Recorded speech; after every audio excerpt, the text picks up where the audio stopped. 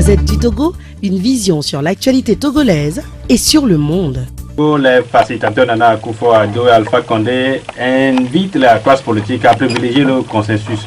Suspension du processus électoral, recherche des armes perdues, levée de l'état de siège, des élections souhaitables avant novembre 2018. Ce sont là les grandes décisions diversement interprétées par les parties prenantes.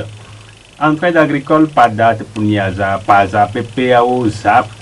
TIRSAL devenu MIFA, mécanisme incitatif de financement agricole. Quel impact sur le secteur agricole au travers de ces différents projets au Togo? Un autre sujet à débat dans cette émission. Et puis, recul de la pauvreté au Togo, selon l'Institut national de la pauvreté et des études d'économie et démographique, INSED, elle est passée de 55,1% en 2015 à 53,5% en 2017, soit une réduction de 1,6% sur l'ensemble du territoire togolais. Nos invités, ils sont trois. Ibrahim Acha, directeur de la publication de l'hebdomadaire Temps Nouveau. Défense Akpaki, directeur du site d'information La Gazette du Togo. Et Pasteur Edo Komi, il est le président du mouvement Martin Luther King. Bonsoir et bienvenue dans Les Spécialistes. C'est un plaisir, je suis là. Ibrahim Acha, bonsoir et bienvenue également. Merci Amadou, bonsoir et bonsoir à tous ceux qui nous suivent en ce moment. J'espère que vous portez mieux maintenant. Oui, Inch'Allah, ça va. Dieu merci de nous être revenus. Notre troisième invité, Pasteur Edo, va nous rejoindre incessamment dans cette émission. Il va accuser un léger retard. Ce n'est pas dans ses habitudes. Aujourd'hui, c'est la pause. Quand on parle de la Coupe du Monde, Ibrahim, je sais qu'il est un grand fan du foot, qui suit très bien ce mondial. L'Afrique dresse déjà son bilan après le premier tour. Ces 5 représentants sont déjà à la maison. Oui, comme vous le savez, la participation de l'Afrique a été évidemment souhaitée et tout le continent a été mobilisé pour suivre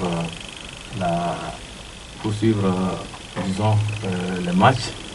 Et voilà que tout le continent, les représentants du continent ont fait feu de paille lors de cette finale.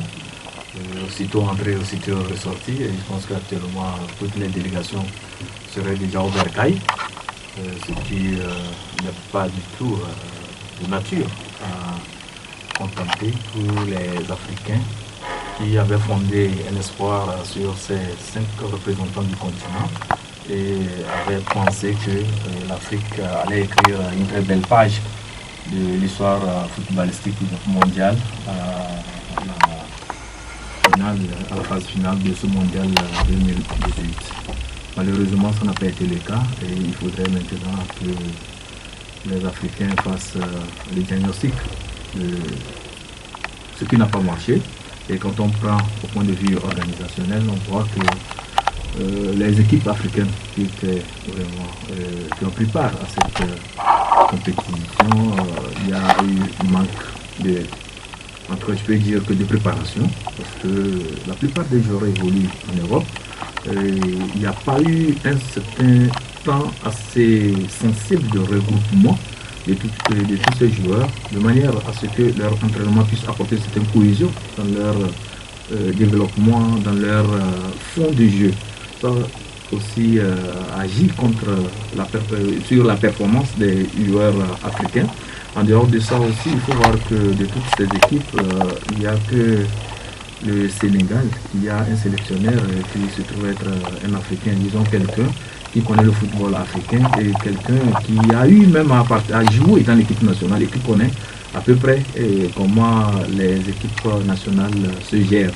Donc voilà tout un lot de dysfonctionnement qui malheureusement, et comme je le disais, n'a pas amené les équipes africaines à faire une bonne prestation. Et comme boutade, vous savez que les gens le disent, puisque nous sommes en train de réfléchir sur l'Union africaine, nous sommes en train de réfléchir sur la solidarité africaine. Voilà, ils ont été solidaires. Ouais, ils ont été solidaires. Ils sont revenus ensemble.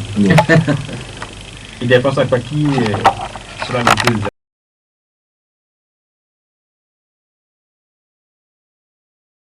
année, la compétition va se poursuivre sans l'Afrique après 36 ans. Oui, je crois que Ibrahim a dit l'essentiel de ce qui s'est passé et de ce qui a fait qu'aujourd'hui l'Afrique brille avec son absence à cette grande compétition. Je crois qu'au retour, tout sera mis en œuvre pour voir ce qui n'a pas marché, surtout avec le Sénégal, parce que au moins moi je comptais sur le Sénégal, mais au finish ça a donné le résultat que nous tous nous savons aujourd'hui. Et donc éliminé par le fair play. Voilà. Et donc aujourd'hui c'est le temps du bilan, voir ce qui a fait que ceux qui représentent le continent noir n'ont pas pu franchir le premier cap. Vous gardez le micro. L'actualité également, c'est l'affaire Bolloré. Lorsque ça a été dit, on a débattu de ce sujet ici devant l'âge. On attendait vivement la réaction du gouvernement à travers les députés qui l'ont interpellé. Et depuis hier, le ministre des Transports, Missaou Nyamfam, était au Parlement et il s'est prononcé. Pour lui, comme ça a commencé depuis le début, l'État togolais n'a rien à voir avec ce qui se passe. C'est une affaire purement franco-française. Oui, vous savez, avant d'aborder le sujet Bolloré, j'aimerais faire quelques observations. La première observation, c'est que c'est au Togo que je me rends compte que les ministres se prennent pour des super personnalités. Missaou a fait quoi? Non, je ne dis pas que le ministre Missaou a fait quelque chose. Mais c'est une remarque que j'ai faite. Entre un ministre et un député, je crois savoir que le député a beaucoup plus de poids sur un plan purement protocolaire. Mais les ministres togolais se prennent pour des dieux. Alors, comme vous m'avez titillé tout à l'heure en parlant du ministre Missaou Nyamfam, moi, je me pose encore des questions sur le fait qu'on parle du port de Lomé et on nous dit que le Togo n'est pas concerné. Le port de Lomé, c'est à Marseille, c'est à Paris, c'est à Vichy. Et de la même façon, le ministre l'a bien dit, quand on parle de la concession d'un port, ce n'est pas la vente de cacahuètes, il faut faire le bilan à la fin de la journée. Oui, je crois que, d'ailleurs, je ne vais pas mâcher mes mots par rapport à l'arrogance du ministre. Je l'ai suivi, je l'ai encore suivi, je l'ai suivi hier, je l'ai encore suivi aujourd'hui sur les chaînes. Et je crois qu'à sa place, ce qu'il a avancé comme argument pour soutenir l'insoutenable, moi je ne peux pas faire ça. Qu'est-ce qu'il a dit? Parce que lorsque le ministre dit que tout ce qui se passe n'a rien à voir avec l'État togolais, mais moi je tombe des nues. Parce que le port de Lomé, le port autonome de Lomé, c'est au Togo. Qui sont ceux qui sont ces personnalités qui ont signé ces documents avec M. Bolloré? Ce ne sont pas des Togolais. Mais quand le ministre parle sans donner la preuve de ce qu'il dit, mais ce que le ministre nous a fait comprendre aujourd'hui dans le dossier Bolloré, c'est l'étude même du budget de l'État par rapport à ce que le port donne. Mais quand il dit, moi j'ai noté, quand il dit qu'il parle de 14 milliards comme redevance et puis 84 milliards, alors qu'on nous a chaque fois dit que le port, moi j'ai suivi les députés qui disent que lors de l'étude du budget, chaque fois quand on dit combien le port a fait, combien le port veut déposer dans le budget au trésor, un député a dit c'est 1 million, c'est 1 milliard ou 1,5 milliard. Et c'est difficilement qu'on les amène. On amène le port à déposer 2 milliards. Et aujourd'hui, on se rend compte que le port fait plus que ça. Mais le reste de l'argent, Ça fait partie des Mais moi, je dépenses comprends pas. ailleurs. Ça passe ailleurs. Nous sommes en face d'un État et non d'une entreprise privée. Et puis, je voudrais ajouter, mais lorsque nous parlons des affaires publiques, il ne faudrait pas que le ministre confonde sa boutique privée à l'État. Parce que, jusqu'à preuve du contraire, le ministre doit parler avec des preuves à l'appui. Moi, je suis sidéré qu'il renvoie les députés qui ont reçu pour mission le contrôle de l'action gouvernementale. Il renvoie les députés à aller consulter les rubriques et autres. Moi, je ne comprends pas. Je ne comprends pas. Ibrahima, les députés ont interpellé le gouvernement, le ministre a répondu et il a donné sa réponse. Ça s'arrête là. Oui, il a donné sa réponse, sauf qu'il n'a pas convaincu. C'est le problème. Vous savez que le ministre Nissa Ognofam est coutumier des raisonnements qui ne tiennent pas la route. Ce n'est pas la première fois qu'il va à l'hémicycle. Et il baratine les élus du peuple et il ne leur apporte pas les éléments. Qu'est-ce qu'il fait dire sur ça? Mais je le dis parce qu'il y a un antécédent sur la route, le Nouveau-Gand. Le ministre est allé et il a eu le toupet de dire aux députés que le financement qui a été fait a été utilisé, c'est-à-dire l'argent débloqué pour la confection des routes, pour la construction des routes, a été utilisé par l'entreprise qui a gagné le marché pour s'équiper. L'argent qui a été débloqué, c'est-à-dire les fonds débloqués, c'était pour les travaux et non pour aller acheter du matériel pour venir exécuter le travail. Je ne sais pas si vous comprenez, parce que quand on parle de la soumission, quand il y a un appel d'offres, il y a soumission, avant de gagner le marché, on doit faire prévaloir son, on le dit toujours, ses disponibilités techniques, c'est-à-dire que vous devez montrer que vous avez un certain nombre d'engins, de matériel, qui vous donne une certaine expertise à pouvoir exécuter les travaux. Donc c'est par rapport à l'étude de ce dossier technique que vous avez soumis et par rapport à l'offre que vous donnez, on dit le moins 10 ans ou bien le plus 10 ans dans la réalisation des ouvrages, c'est par rapport à tous ces paramètres-là qu'on vous attribue le marché. Donc ça voudrait dire que l'attribution du marché ne se fait pas de façon fantaisiste, ça se fait en suivant des critères rigoureux. Mais si on nous dit que non, l'entreprise qui a gagné le marché et qui devait exécuter les travaux a utilisé les fonds débloqués pour l'exécution des travaux pour aller acheter du matériel, ça voudrait dire qu'il n'y a pas un sérieux dans la façon de passer même le marché et dans la façon de contrôler ce qui se fait sur le terrain. Et dans le cas de Bolloré, ce qui se passe au niveau du gouvernement. Voilà, et maintenant, voilà un ministre qui dit que c'est une affaire franco-française, que le Togo n'est même pas ni de près ni de loin. Ça nous inquiète éléments. Dans cette affaire, Ildefonse le disait tantôt, on parle du port de Lomé. Et on parle de corruption d'agents publics étrangers. Ça veut dire que quoi? Ces agents-là sont des Togolais qu'on a corrompus. Mais qu'est-ce que le ministre veut nous faire savoir? Il veut nous dire que tout ce qui se dit à Paris, ce ne sont que des balivernes, que c'est des faussetés.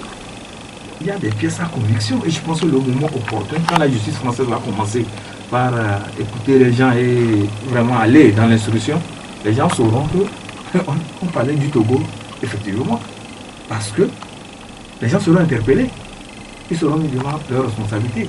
S'il y a eu une mafia qui s'est organisée pour faire cette passation dans le secret, ou bien ils ont fait des concessions, des tours de passe-passe entre eux pour pouvoir faire des sous sur le dos de la population togolaise, le moment venu, nous le serons. Et le ministre viendra encore nous dire, par rapport à l'évolution du dossier, s'il reconnaît maintenant que le Togo est partie intégrante de ce dossier judiciaire au niveau de la France. Je voulais revenir sur un autre aspect. Dans le problème de la route de Vaughan, le ministre nous a dit, et il a dit aux députés, et entre-temps j'avais dit que vraiment il faut être mouton pour accepter certaines choses, parce que vous savez, on appelle certains députés des députés moutons, ce n'est pas étranger, c'est un secret de polichinelle. Et lorsque le ministre leur disait que les travaux qui n'ont pas pu être exécutés dans un délai de 3 ans sera fait dans 6 mois. Et les gens avaient applaudi que le ministre a convaincu, comme quoi il a dit, les travaux seront exécutés dans un délai de 6 mois. Ils vont livrer la route. Nous sommes restés là jusqu'à 2 ans. On n'a pas eu même un début. Mais les travaux reprennent. Non, mais c'est tout récemment. C'est un autre contrat. Ça n'engage plus l'entreprise défaillante. C'est un autre contrat. C'est un autre, comme on le dit, un autre appel d'offres. C'est un autre processus carrément. Donc vous ne prenez pas le ministre, ça vous ne pas au sérieux parce qu'il est coutumier des balivernes. Moi, je voudrais ajouter un fait et rappeler au ministre que la loi réglementant les marchés publics au Togo, s'il oublie, je le lui rappelle, a été votée en 2009 et ça a pris effet à partir de 2010. L'affaire Bolloré, lorsque la justice française a commencé par en parler, on a cité comme date repère 2010. Alors aujourd'hui, quand il nous dit que à l'époque, il n'y avait pas ce qu'on appelait au niveau des marchés publics l'appel d'offres, je lui rappelle qu'il peut tromper peut-être. Il parlait du début, il parlait de 2001, où la concession a commencé sous une oui, à demander. Et ils ont modifié le truc en 2010. C'est ça qui a permis maintenant tout ce qu'on a eu comme construction, troisième quai et autres. Vous comprenez? Et donc, je lui rappelle que normalement, avant qu'on ne modifie ce qu'ils ont fait, on devait se référer à l'AMP pour corriger le tir. Mais s'il ne l'a pas fait, il le brandit aujourd'hui, je le lui rappelle.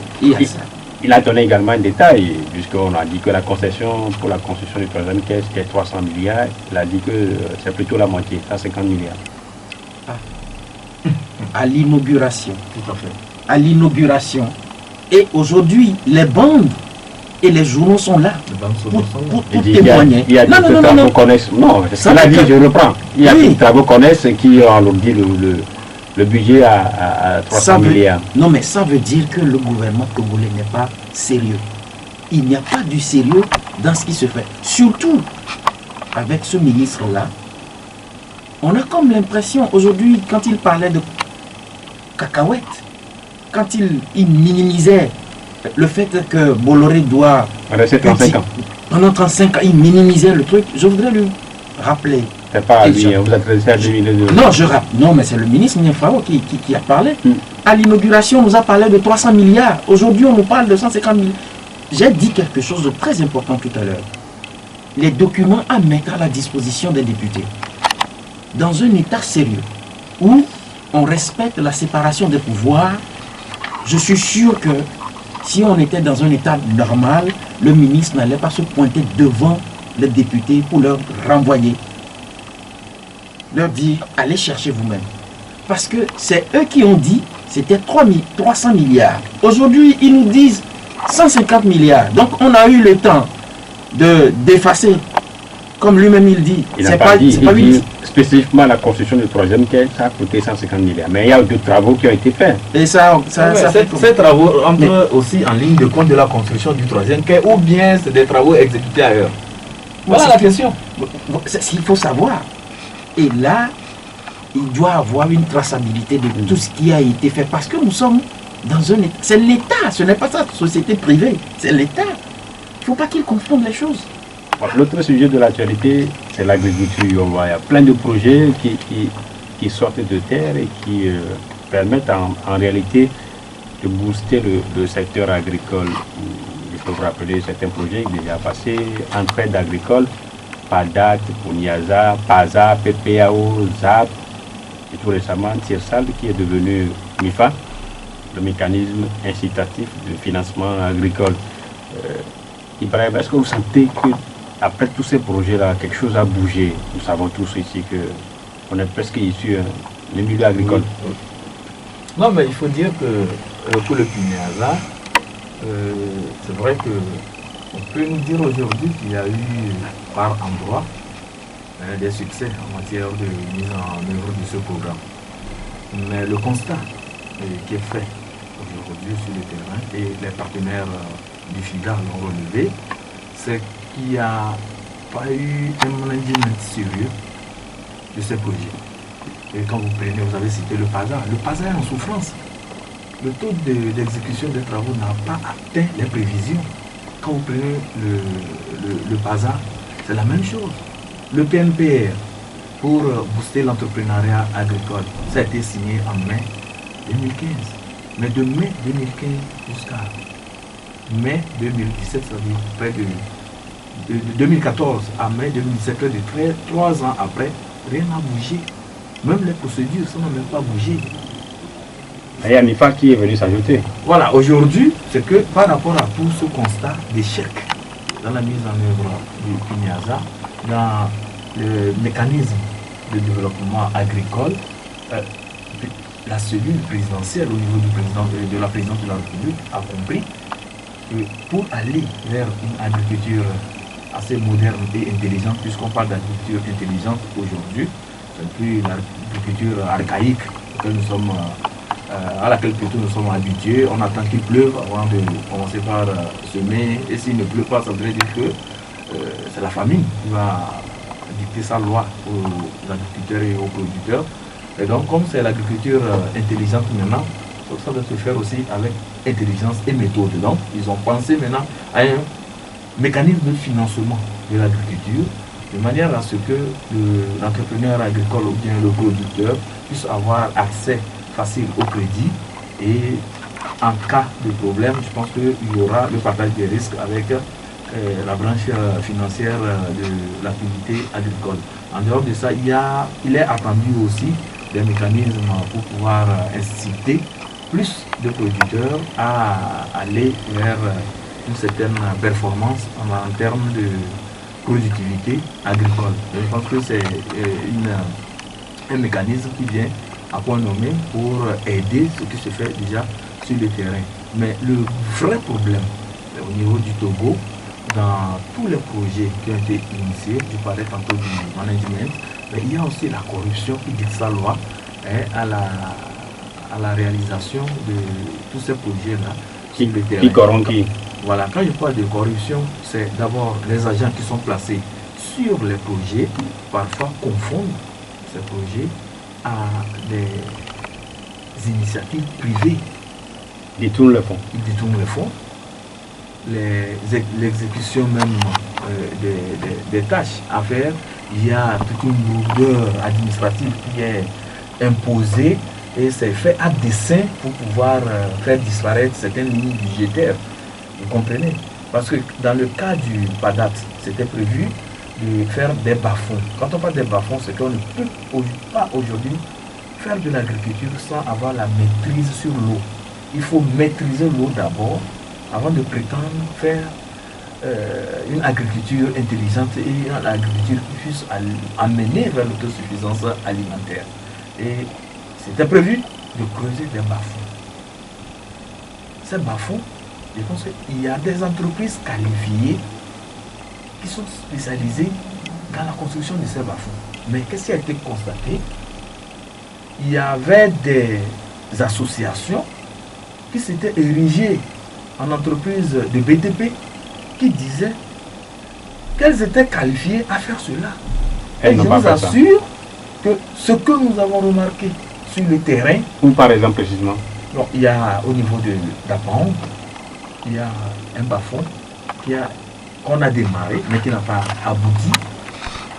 Et au niveau, on nous a parlé même de la vallée de Loti qui devait être aussi mise à contribution. Il devait y avoir aussi un grand barrage pour pouvoir amener les agriculteurs à pouvoir irriguer leurs champs et autres là. La plaine de Mo également, ça n'a jamais démarré. Oui, mais le financement de Tcharkwenga. Oui.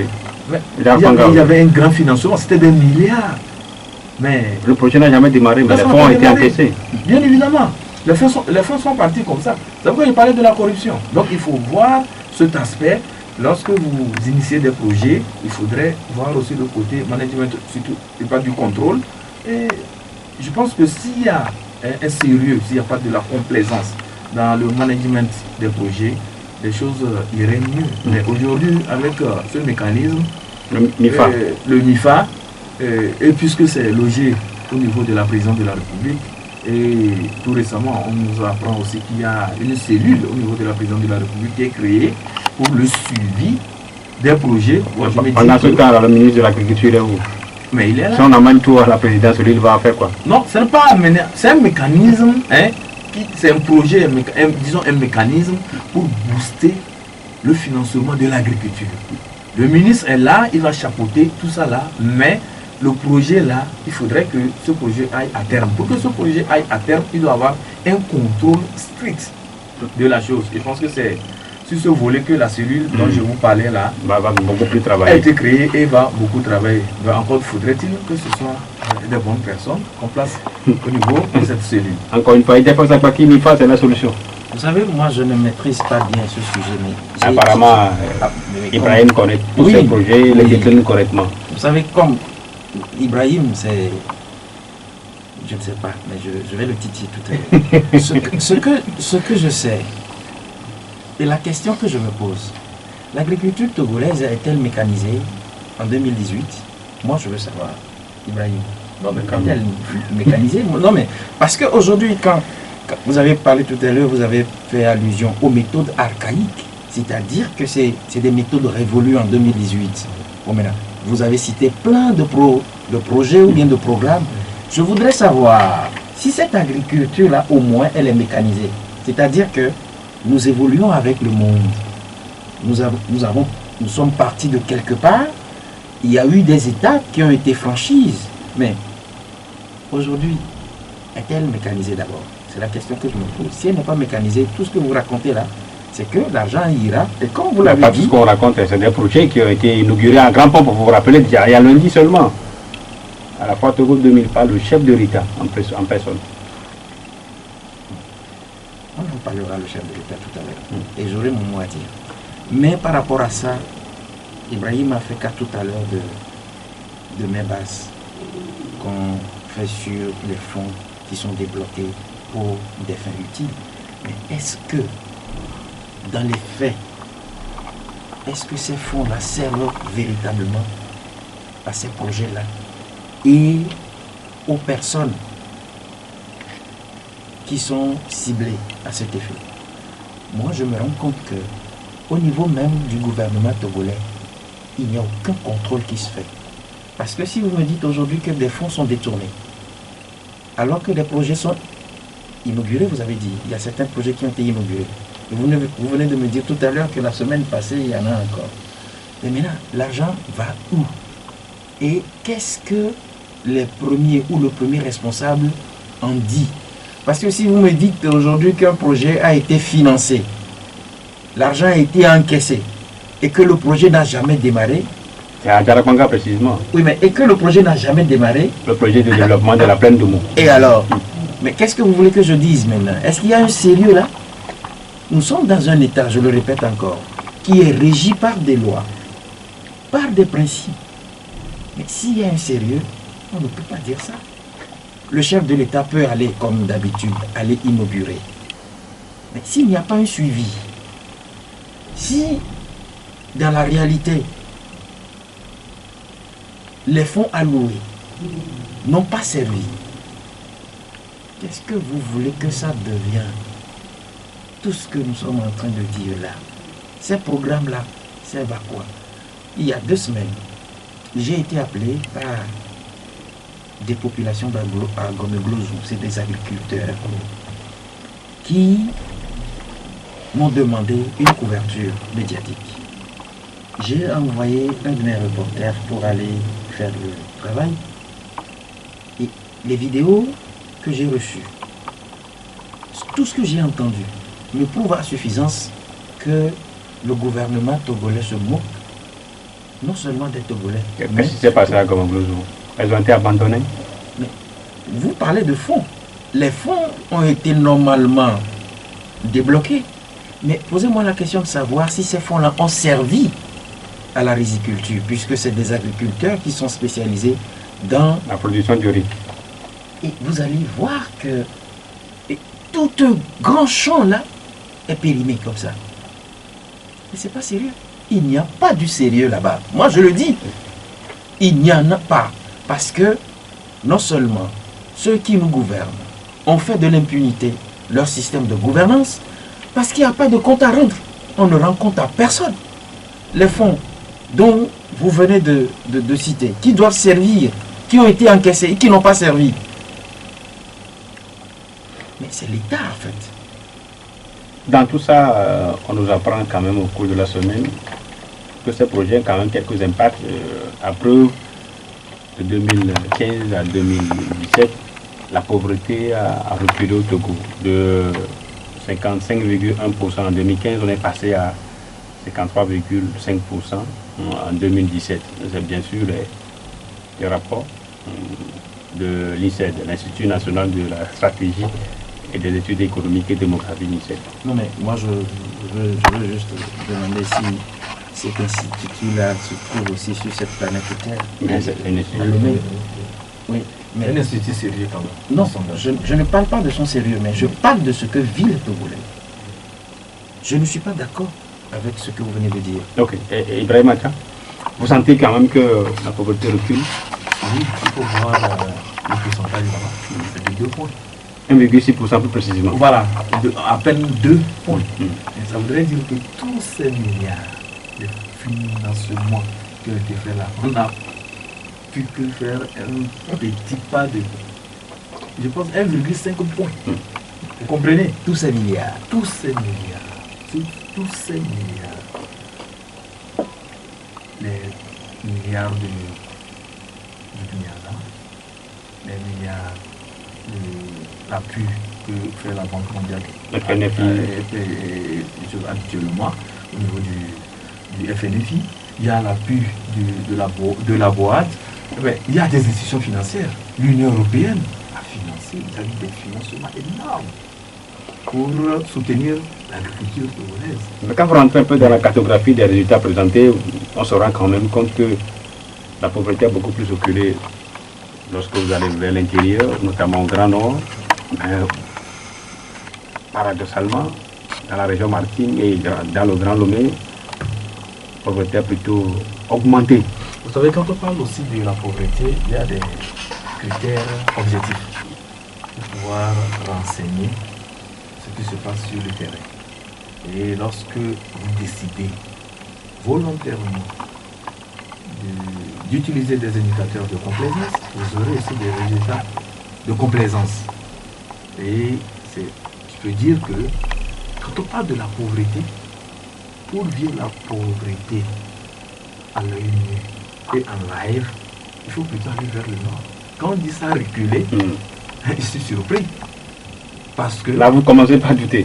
Non, mais je dois douter. Et sérieusement, parce que quand vous faites un saut vers le nord, vous vivez la pauvreté. S'il y avait eu des reculs, il y aurait eu amélioration dans le quotidien des populations. Mais c'est plutôt le contraire. La pauvreté frappe même la porte de Lomé, la grande capitale togolaise. La pauvreté frappe la porte de Lomé.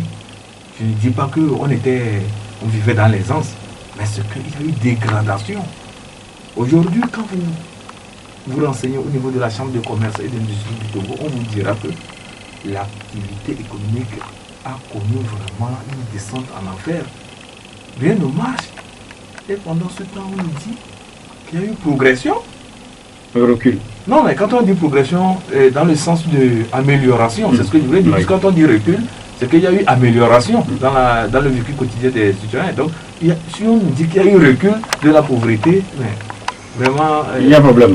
Il y a problème, mais c'est pourquoi j'ai tenu à relativiser pour dire que il y a eu seulement un recul de 1, quelques poussières de points par rapport aux capitaux injectés pour pouvoir diminuer ou freiner cette pauvreté. Ça veut dire que, à proprement parler, le résultat n'a pas atteint les attentes. Il y a pensé. Moi, je voudrais demander sur quels critères on s'est basé pour dire qu'il y a eu régression de la pauvreté. Parce que lorsque Ibrahim dit que la pauvreté frappe à la porte de Lomé, Ce qui a été dit dans la cartographie des résultats. Moi, je ne dis pas ça. La pauvreté est entrée à Lomé. Mais pas la porte. Non, elle ne frappe pas. Elle est là, présente. Je vous assure que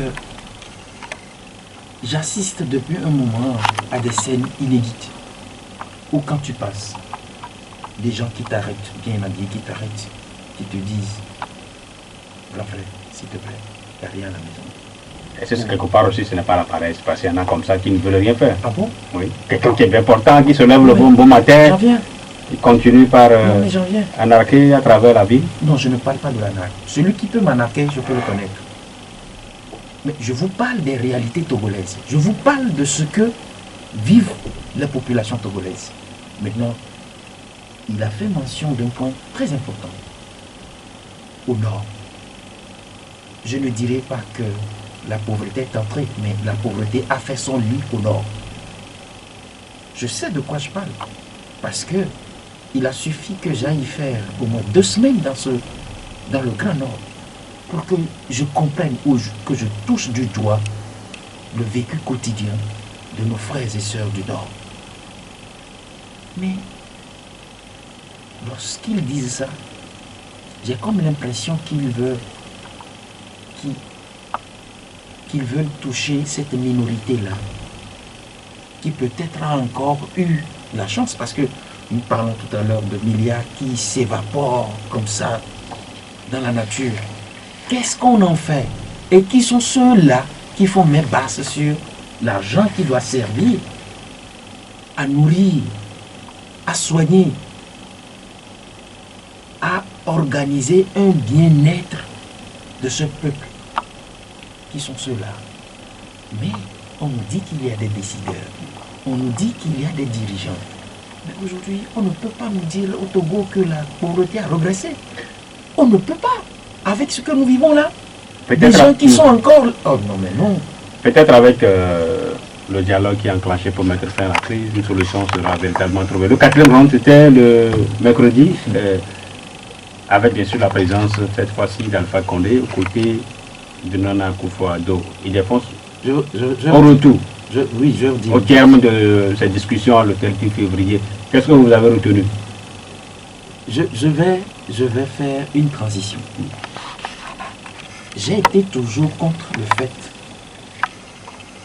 que les dirigeants togolais, et là je pèse très bien mes mots, que les dirigeants togolais disent qu'il n'y a pas d'argent pour satisfaire aux besoins sociaux. Et quand il est question d'organiser des élections, qu'on trouve de l'argent. C'est du paradoxe. Ça me fait chaud au cœur. Nous parlons de pauvreté tout à l'heure. Parce qu'il n'y a pas d'argent, on nous dira, il n'y a pas d'argent. Mais diantre qu'on trouve de l'argent pour organiser des élections. Mais il faut respecter le calendrier républicain. Attendez. Est-ce que tout ce qui se fait au Togo, est-ce qu'on met l'homme, c'est-à-dire l'être humain au centre? Si on mettrait l'être humain au centre, nous ne pouvons pas, autant que nous sommes des journalistes, à crier depuis que le seul centre de référence que nous avons n'est plus doté de matériel. Et ceux-là que vous appelez pour aller voter pour vous, quand ils tomberont malades, ils iront se faire soigner où? Vous trouvez de l'argent pour organiser les élections? Le dialogue maintenant. Non, mais j'en viens, c'est une transition que je suis en train de faire. Le temps aussi contre nous. Mais le dialogue, qu'est-ce que le dialogue a donné? Qu'est-ce que le dialogue a donné? Vous l'avez dit dans l'introduction que chacun essaie d'illustrer ou bien de traduire comme il entend le communiqué final, ou bien. Mais moi, la question que je me pose, parce que c'est celle-là qui m'est très importante et j'ai pu noter un certain nombre de choses. Quand on nous dit, quand on demande aux Togolais, et dont le gouvernement togolais se félicite de ce qu'en fin novembre, on ira aux élections, j'ai pu récapituler un certain nombre de choses. Est-ce que d'ici le 28 avril 2018, le 28 novembre 2018, est-ce que les réformes seront faites, constitutionnelles et institutionnelles? Le problème du fichier électoral, est-ce que ce problème sera résolu? La recomposition de la CENI, est-ce qu'elle sera chose faite? La révision du cadre électoral, la révision de la liste électorale. Mais la question de la Cour constitutionnelle, le dépôt de la candidature, la campagne électorale, encore que certaines villes sont encore en état de siège. Il a été demandé que tout ça soit réglé. Il a été demandé, est-ce que c'est déjà fait? Parce que on a interdit aux formations politiques légalement constituées, reconnues par l'État, de ne même pas organiser de réunions. Et maintenant, il est question d'élection où ces formations-là sont en compétition. Et elles iront. Mais non, elles sont sérieux. Ibrahim, après mercredi, est-ce que quelque chose a changé? Non, véritablement, il faut avoir le courage de dire que rien n'a changé. Rien pratiquement. Ce qui s'est passé lorsque vous qualifiez la rencontre de mercredi passé comme étant le 4e round, moi je dirais que ça n'a pas été Un round. à proprement parler un round, parce que les parties prenantes sont allées exposer leur position. Les deux facilitateurs ont recueilli leurs positions et les propositions des parties prenantes, et ils ont bien signifié qu'ils vont travailler là-dessus et faire, comme on le dit, une recommandation qu'ils vont soumettre à la conférence des chefs de l'État de la CEDEAO. Donc jusque-là, ça ne voudrait pas dire qu'il y a eu un débat autour des questions, en tout cas qui ont une certaine importance en matière d'évolution de la situation dans notre pays. Mais dans le communiqué final de cette rencontre-là, il a été quand même dit un certain nombre de choses. Il a été demandé, par exemple, aux parties prenantes de privilégier le consensus et de maintenir la concertation pour la paix, la stabilité. Il a été demandé la suspension du processus électoral. Il a été dit également que les parties prenantes collaborent pour retrouver les armes perdues. Ensuite, que les manifestations soient possibles dans tout le pays. Ça suppose que Sokoré, Mango, Kara ou Bafilo, qui ont entre-temps été interdits de manifestation, devraient aujourd'hui l'être selon ce qui a été dit. On a parlé également du fait que si tout se passe bien, il serait souhaitable que d'ici novembre, les élections se fassent. Voilà le mot qui est lâché. Il serait souhaitable. C'est ce qui a été dit. Ce n'est pas contraignant. Il serait souhaitable, c'est un vœu, que les élections se tiennent. Mais s'il y avait une décision ferme et contraignante de la part de la CEDEAO dira que la CEDEAO voudrait que les élections législatives se tiennent avant fin novembre. Et là, c'est une injonction. On prendra les dispositions pour pouvoir aller dans ce sens. Maintenant, c'est un souhait qu'ils ont, c'est un souhait, c'est un vœu. Ils voudraient que cela se passe avant fin novembre.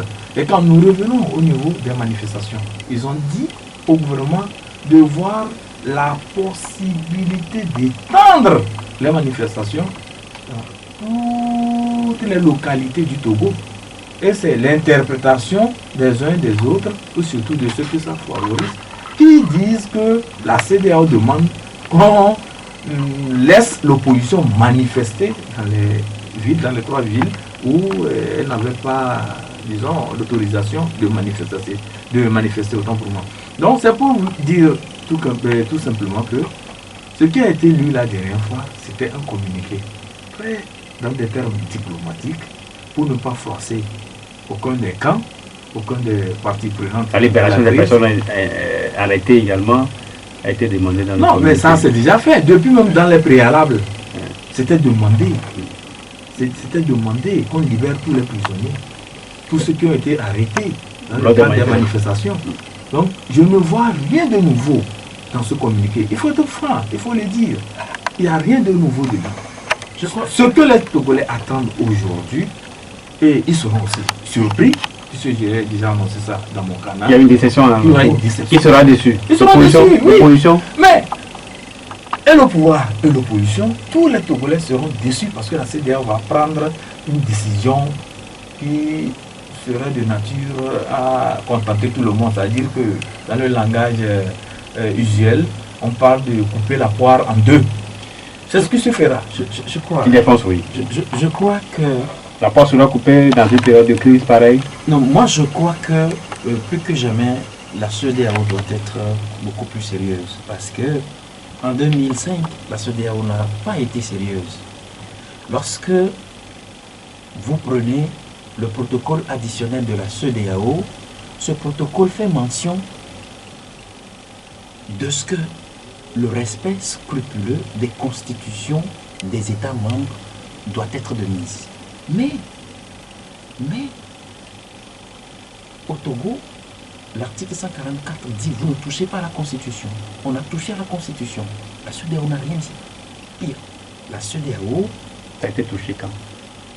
le 5 février 2005. L'article 144, l'alinéa 3 dit en période de vacances, en période intérimaire, on ne touchera pas à la Constitution. Vous savez pourquoi? Lorsque vous touchez à la Constitution, il faut réunir les députés. Si vous les réunissez, ils votent la loi. Il faut qu'un chef, le chef de l'État qui a été choisi, promulgue.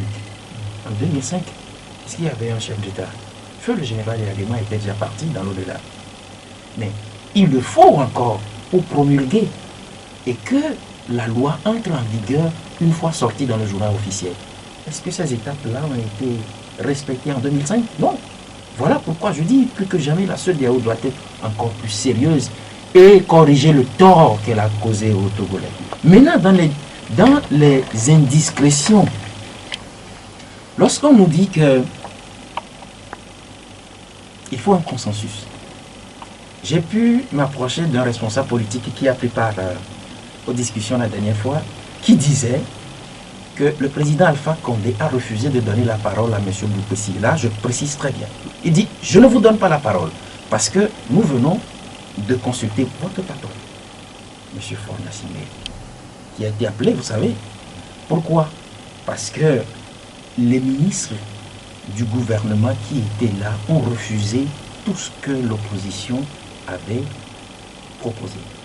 Et il a fallu que les facilitateurs fassent appel au chef de l'État, qui savait être le président du parti. Et lui, il a dit oui. Et lui, sinon, ce communiqué-là ne serait pas comme ça. Alors, vous voyez que ça serait un tout petit peu embêtant que les fils et filles togolais n'arrivent pas à s'entendre. Ça confirme également que le dernier mot, c'est le chef de l'État. S'il dit aujourd'hui que c'est fini, la crise a fini. Oui, mais seulement que, moi je l'ai toujours dit, que tout le problème et sa solution, c'est M. Faure Gnassingbé.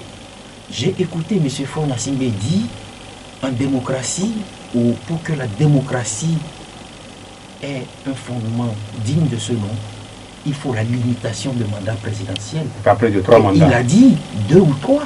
Il est dans son 3e mandat. Les Togolais veulent l'écouter par rapport au fait qu'il sera encore candidat en 2020. Mais il ne se prononce pas. Et ça aussi, c'est le nœud de la crise togolaise. Parce que le Togo n'a jamais connu d'alternance. Ça fait combien d'années? Comptez vous-même. On va s'arrêter là. Finalement. Oui, mais sauf qu'il faudrait préciser aussi quelque chose. Parce que quand la CEDEAO dit de continuer les discussions et d'aller vers le consensus, aujourd'hui, il n'y a aucun cadre qui réunit les parties prenantes à la crise. S'il doit y avoir négociation ou des dialogues, il faut qu'il y ait un cadre ou bien des passerelles pour que les camps au pouvoir ou l'opposition puissent se retrouver et discuter. Mais il n'y a aucun cadre.